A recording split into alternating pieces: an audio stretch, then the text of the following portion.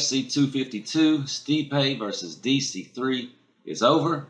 As mentioned, I was at the family reunion this past weekend. I actually had to wait to watch this event. I had to avoid all social media, all phone calls, all everything, so I could get back home and watch it Sunday night. And man, it was worth the wait. A great night of fights from top to bottom, a lot of winners, a couple of losers. So let's get into it. Here's my official real winners and losers of UFC 252.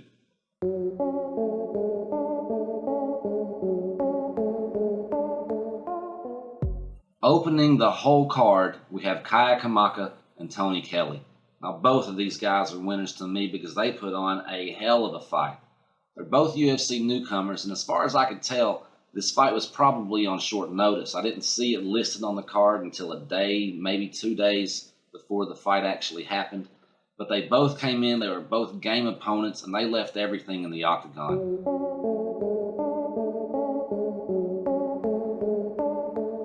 Kaya Kamaka came out very fast, very on point, beating Kelly up. As the fight went on, though, he seemed to slow down a little bit, while Kelly just seemed to turn it up, heat it up a little bit. It ended with a unanimous decision for Kamaka, but Kelly just, he's a winner too here.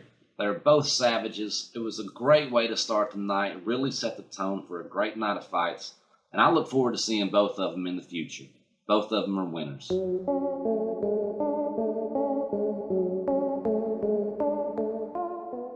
The second fight of the night was again between two UFC newcomers, but this time a heavyweight, between Chris Daukaus and Parker Porter. This was a different type of fight altogether. It wasn't the 3-round barn burner that was the first one. It was a first-round KO.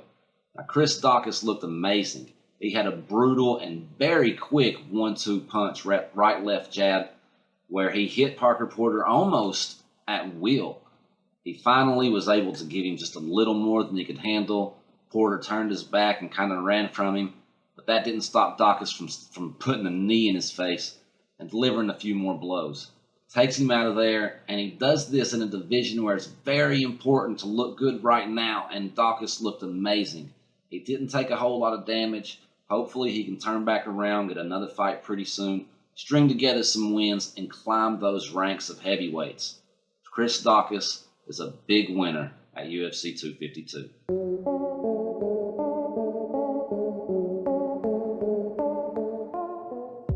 Virna Jandiroba takes on Felice Herrig and submits her in less than 2 minutes.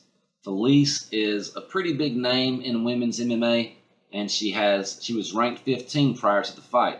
So you got to think Jandiroba's probably going to climb that ladder, possibly get a number next to her. Jandiroba made her third fight in the UFC. She's now 2-1 in the UFC, losing to Carla Esparza, whom we know is a very hard person to win against. Jandiroba is another one of these fighters who just looks for the opportunity to finish. If you look at her record, which is 17 fights in all, she's 16-1.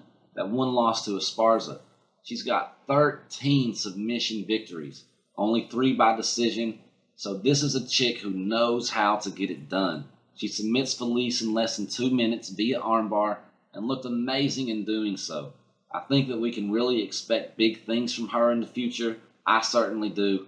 I can't wait to see more of her. She gets the performance of the night honor, so she leaves with a little bit of extra cash in her pocket. Probably pretty pumped, probably pretty motivated going forward. So let's look forward to seeing more of her. Virna Jandiroba, big winner.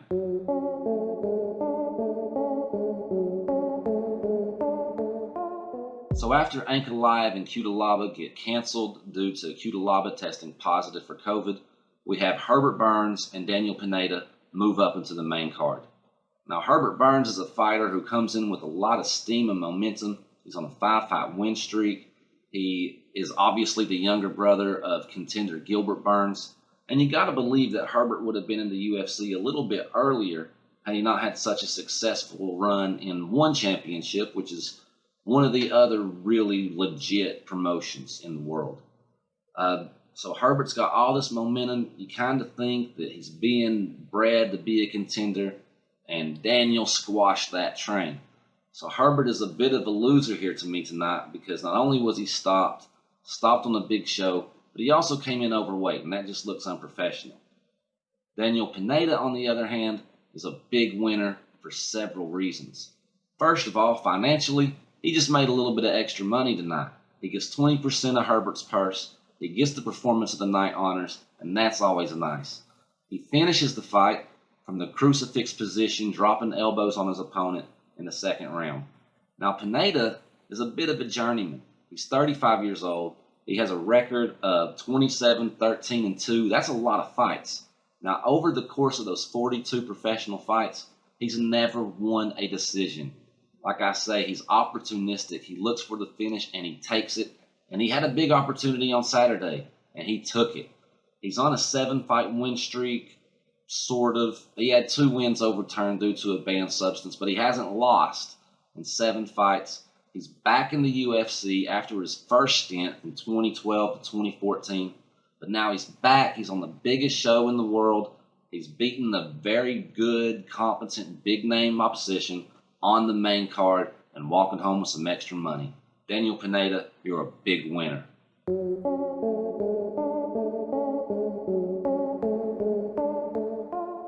Jairzinho Biggie Boy Rosenstruik.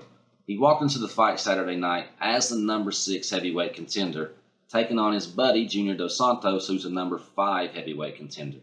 Now, I don't know if DC's actually gone or not, but it sounds like he's going to be, and that's going to clear up a spot.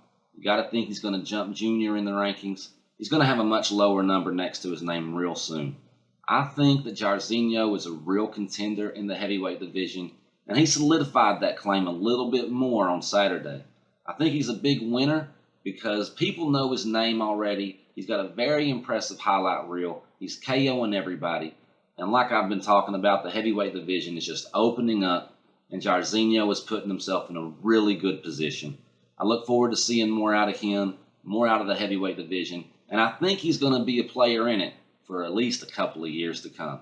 So Jairzinho, big winner tonight, buddy.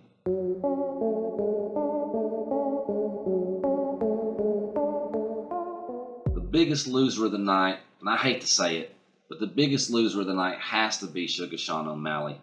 He talked a lot of smack walking into this fight, and, well, we saw what happened. I'm really not sure what caused the injury. Was it him stepping on his leg wrong? Was it him absorbing a kick the wrong way? I don't know. But one way or another, it didn't look like it should have happened. Maybe he's injury prone. We've seen this happen not just in fighting, but in all types of sports. I hate to think that his career may not be what we all thought it would be because he's injury prone or his body just can't take this damage. I'm holding out hope that he's going to recover from this and come back stronger than ever. But his stock took a major hit, and really the trajectory of his career is slowed down considerably due to this injury he sustained Saturday night. So for those reasons, we got to call Sugar Sean a loser.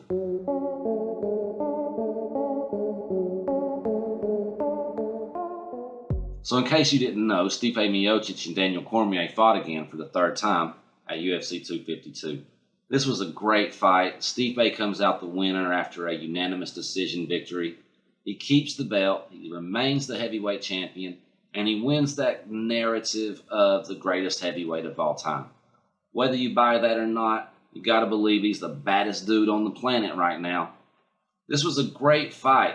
Kind of back and forth, but Stipe really did win this one pretty much from start to finish. I could see somebody making the argument that DC won round 1 and 4 maybe. But in my opinion, it was all Stipe. He did everything he needed to do. He stifled the wrestling. That whole narrative of will the smaller cage be a factor?